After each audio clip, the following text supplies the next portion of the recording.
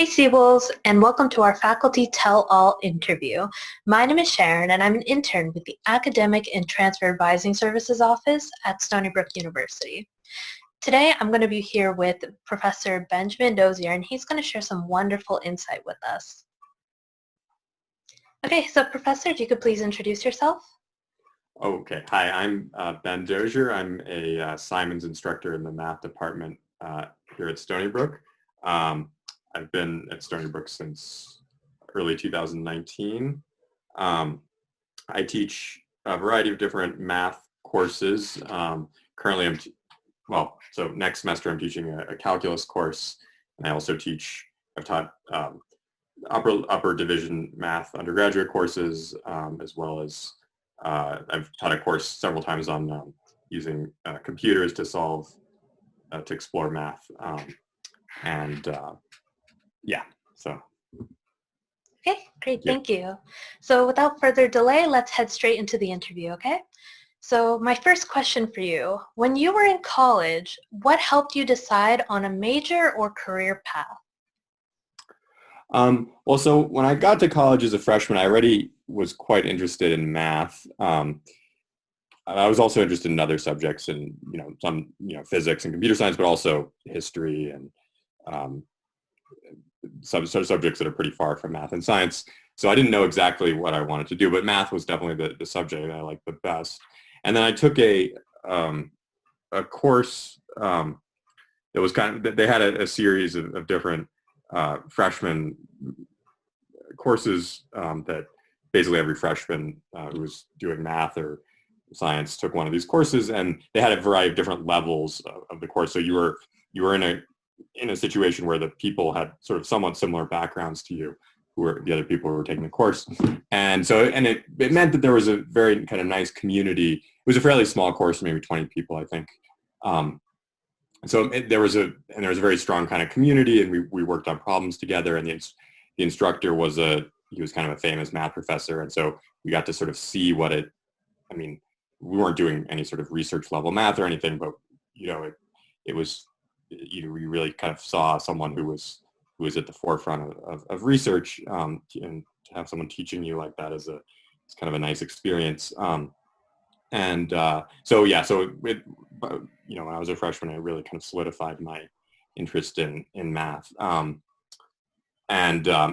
Working with other students was also very helpful. I think when I was in high school, there weren't quite as many people who were interested in the type of stuff that I was interested in. So it was really a change when I got to college to be able to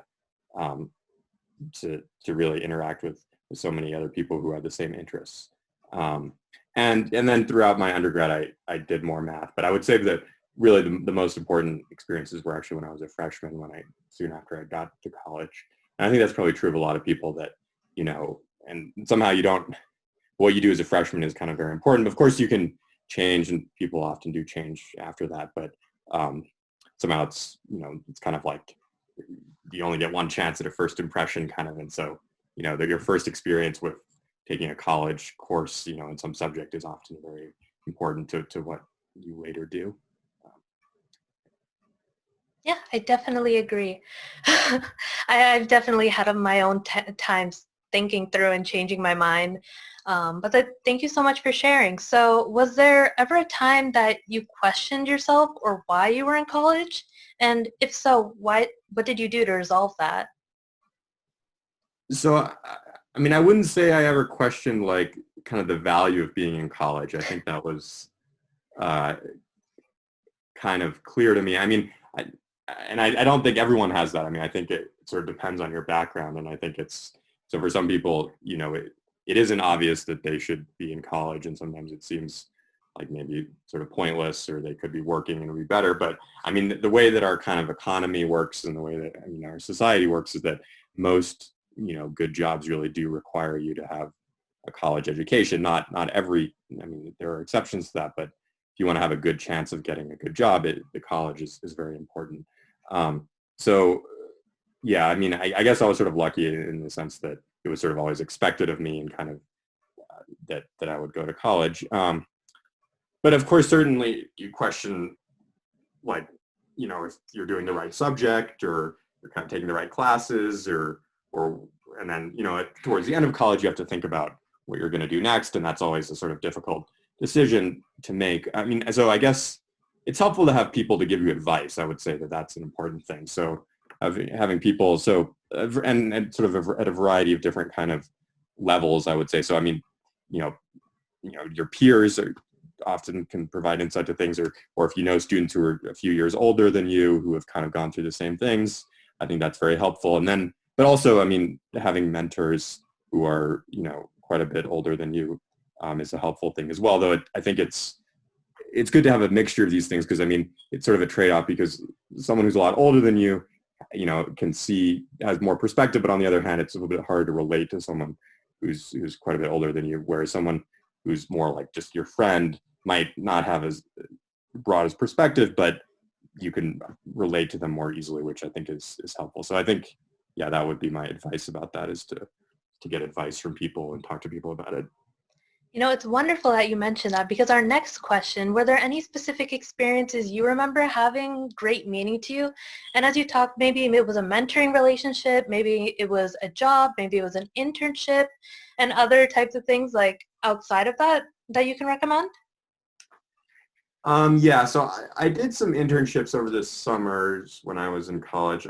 And they were somewhat important, but I would say that then when I was a senior, I also I worked on a senior thesis with a postdoc in my college, and I think that was a very important experience. I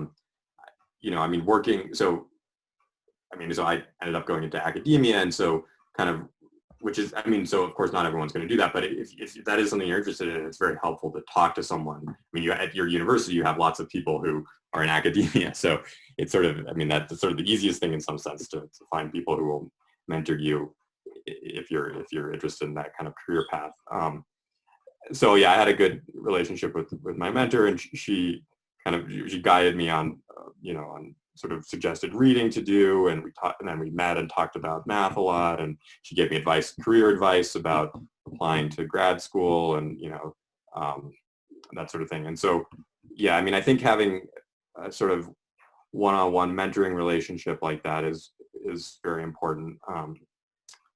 Yeah, and then internships, I think that really depends kind of on what kind of stuff you want to do. I mean, in some areas it's very important, I think, and I think it in some sense is becoming more important. But I mean, I do think it's possible to also not do internships and still do very well. I mean, if you focus hard on your classes and you really focus on doing that, and you want to do something else over the summer that's not academic, I think, to me, from my perspective, that's fine.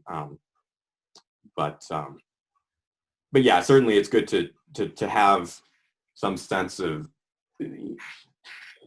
before you kind of commit to whatever your next step is, doing a job or doing more education, to have some sense of what that's going to be like. And so in the case of academia, going to grad school, I think it's good to have a little sense of what, say, research is like, either through doing an internship or by having a mentor who can help you with that, to sort of get a sense. Of course, you're not really going to, certainly in the case of math, like, you're not really going to get the experience is not going to be exactly like it is in grad school, because research requires a huge amount of background that you probably will not be able to get it as an undergrad. But still, you can get a little bit of sense of what it's like to, say, do research. And I think that's true for other jobs too, that you can, oftentimes you're not going to know exactly what it's going to be like, but you can get at least a little bit of sense of what the people are like, and kind of, what the schedule is like, and that sort of thing. And I think it's good to do that. Yeah, I definitely agree. I've had a lot of my own very nice mentors who have seen me struggle and brought me up. So it was really great to hear that you were able to have those experiences too. And hopefully our fellow Seawolves will also have these experiences. So we kind of touched this a bit earlier, but we want to know, how did you discover your interest and career goals? So did it just click one day? Was it something that, you just kind of kept going and going until it popped up? Yeah, I guess, yeah, there wasn't one moment when it clicked somehow. Yeah, so I mean, I guess really, I mean, it started when I was in kind of middle school, high school, and I got interested in math and science. There were some things that were important at that time, like I was interested in math contests, and that was kind of one of the entry points for me into, but not, I mean, that's one way that you can get interested in something. Uh, but yeah, I mean, I think, yeah, as I learned more about math and science, I think one of the things is that sometimes you start by liking sort of some aspect of something, and then you learn more about it, and maybe you realize that that's not the most important aspect of it, and so and then you learn something else about it, and maybe you like it, and maybe you don't like it. And for me, I guess I like math for various reasons, and it sort of just changed over time, and and so yeah, I mean, it's sort of yeah, there's not like sort of one moment where I discovered it. I mean, I guess there was a moment where I had to kind of decide what I was going to do after college, and then there were some different areas that I thought about going into grad school for, math being one of them, and I also thought a little bit about going into industry, and that decision is always kind of hard to make. I mean, it's um,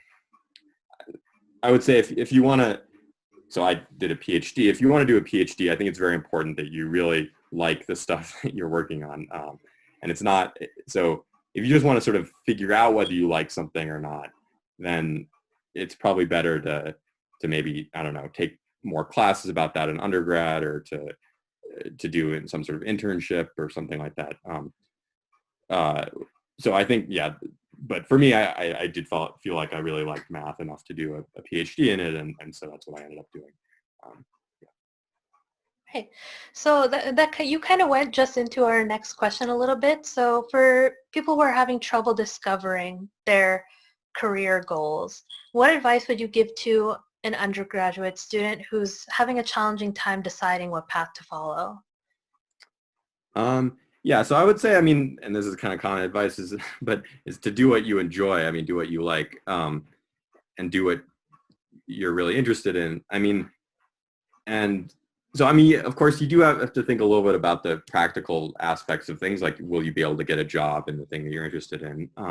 I think if you're in math or science, you're lucky in that most things in math and science you'll be able to use somehow in some sort of job, and they're generally lots of different jobs. Maybe, I mean, in the world of academia, sometimes, if you dream of becoming a professor or something, there's a fairly limited number of jobs and that sort of thing. So you might not get exactly what you want, but in math and science, you'll probably be able to do something that involves at least a little bit what the thing that you're most interested in, which is a good advantage, of those subjects. So, and I guess I wouldn't, so you do want to do something that you're good at as well, but I wouldn't make the decision based, of what to study based on, say, like what grades you get in classes, because I think it's more important to sort of think about sort of what you understand the best, and because if you understand something well, it usually means that you're quite interested in it. And so, think about the things that you understand the best, and if you enjoy those things, I think those are good things to follow. And yeah, so I mean, but yeah, of course you do want to. I think sometimes something will be appealing, but then it's just sort of a superficial kind of feeling that you like some little aspect of it, but really you don't really know what it's about. So it's good to really dive into the things that you're interested in and really learn a lot about them, so um, whether you really do like them or not. Um, Yeah, yeah. I totally agree with you, especially because, if you don't like it, if you're not interested in it, why are you doing it? I get right. that a Yeah. lot. Moving to our last question. So this year has been a challenging time for many students, and we've seen that a lot. A lot of them have been losing their motivation in their endeavors. So what advice can you give to students regarding staying motivated during the academic year, especially during this time? Yeah, so I think some good general advice that's particularly relevant right now is to stay connected with people.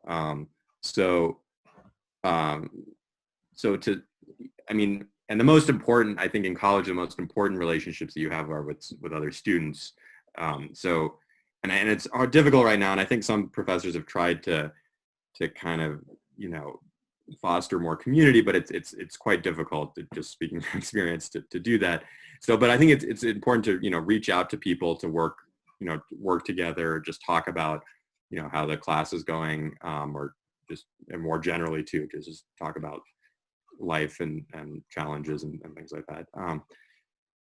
So yeah, so it's, because it's easy to get isolated, I think, especially at a time like this, but also in general. I mean, I think at a big university, say, it can be possible to get isolated.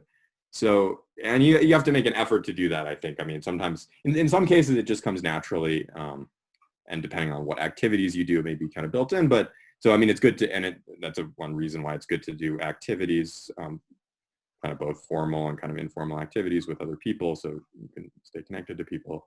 And but then also just kind of reaching out, just making sort of a more informal level, kind of reaching out to your classmates, I think is important. And then also, but also it's good to develop, I mean, we talked about this earlier, but kind of mentoring relationships with your professors. So reaching out to your professors and maybe your TAs and whatever, though it can be a little bit intimidating to do that.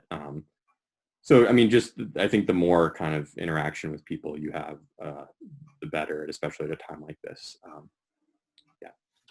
Definitely agreed. A lot of the people that I met here at Stony Brook, you know, be it through clubs, be it through mentorships, be it through programs, be it through internships, they've definitely become a great part of my support to this day. Yeah. So that concludes all our questions. So thank you so much, Professor. And thank you so much for watching Seawolves. We hope to see you next video.